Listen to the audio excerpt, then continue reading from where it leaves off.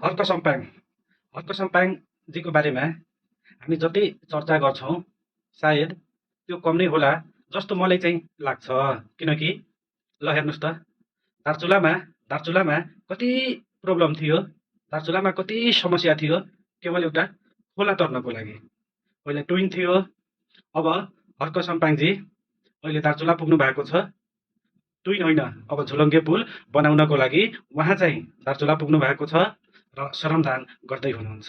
त्यो पनि विदेशी ऋण लिएर होइन, विदेशी ऋण लिएर होइन, आफै पैसा सङ्कलन गरेर सकेसम्म 10 रुपियाँ दिनुहोस्, होइन, 10, 20, 50 हजार, 2,000, 1 लाख, 2 लाख जति सक्नुहुन्छ सहयोग गर्नुहोला भनेर हर्क दाइले आह्वान गर्नुभएको छ। र त्यो चन्दा सङ्कलन गरेर झुलङ्गे पुल बनाउने जुन एउटा आँट गर्नुभएको छ त्यो केवल हर्कजी नै गर्न सक्नुहुन्छ।